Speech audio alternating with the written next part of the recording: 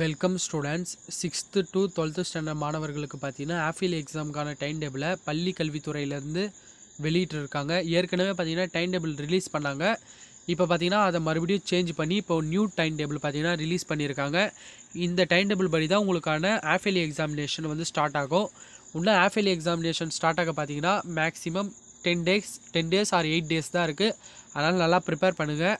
இதற்கான PDF link வந்து நான் டிஸ்கிரிப்ஷனில் கொடுக்குறேன். எல்லாம் டவுன்லோட் பண்ணி பார்த்துக்கோங்க. அப்புறம் இந்த வீடியோவுக்கு மறக்காமல் லைக் போட்டுட்டு நம்ம சேனலை மறக்காமல் சப்ஸ்கிரைப் பண்ணி வச்சுக்கோங்க. ஆப்வேலி எக்ஸாமுக்கான இம்பார்ட்டன்ட் கொஷின்ஸ்லாம் இனிமேல் தொடர்ந்து நம்ம சேனல்லேருந்து போட்டுகிட்டே இருப்போம். இந்த பிடிஎஃப்க்கான லிங்க் பார்த்தீங்கன்னா டிஸ்கிரிப்ஷனில் கொடுக்குறேன். நீங்கள் டவுன்லோட் பண்ணி பார்த்துக்கலாம். கிளாஸ் 6th to 9th ஸ்டாண்டர்டுக்கு பார்த்தீங்கன்னா 9ஆம் தேதி ஆரம்பித்து 23ஆம் தேதி பார்த்தீங்கன்னா எக்ஸாம் வந்து முடியுது. அப்புறம் எஸ்எஸ்எல்சி எக்ஸாம்ஸ் பார்த்தீங்கன்னா காலையில் 9:45க்கு ஆரம்பித்து 1 PM அப்போ பார்த்தீங்கன்னா எக்ஸாம் முடியுது.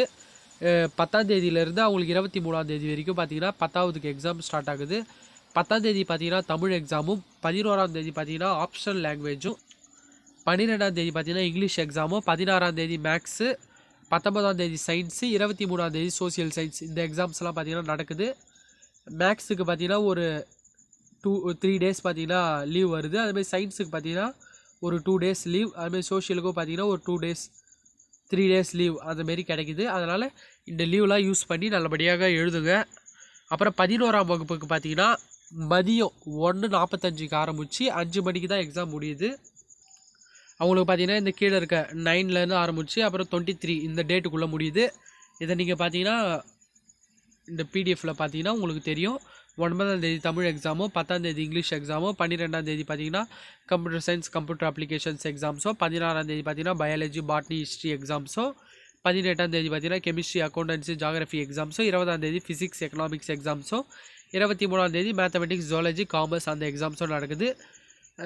12th ஸ்டாண்டர்டுக்கு பார்த்தீங்கன்னா 9:45 காலையில் 9:45க்கு ஆரம்பித்து 1 மணிக்கு முடியுது.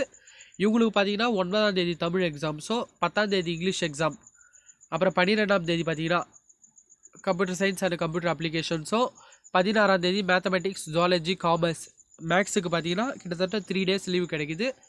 அப்புறமேட்டு 18ஆம் தேதி biology botany history business maths and statistics எக்ஸாம்ஸோ, 20ஆம் தேதி பார்த்தீங்கன்னா கெமிஸ்ட்ரி அக்கௌண்டன்சி ஜாகிரஃபி எக்ஸாம்ஸோ, 23ஆம் தேதி பார்த்தீங்கன்னா ஃபிசிக்ஸ் எக்கனாமிக்ஸ் இந்த எக்ஸாம்ஸோ நடக்குது. மேக்ஸிமம் பார்த்தீங்கன்னா உங்களுக்கு மோர் தென் 10 days கூட இல்லை. 10 daysக்குள்ளே இன்னும் ஒரு 9 days அந்தமாரி தான் இருக்குது. அதனால் இந்த 9 days வேஸ்ட் பண்ணாமல் நல்லா ப்ரிப்பேர் பண்ணி ஆஃபிலி எக்ஸாமை எழுதுங்க. நான் உங்களுக்கு தொடர்ந்து சப்போர்ட்டாக இருப்பேன். Okay students, thank you.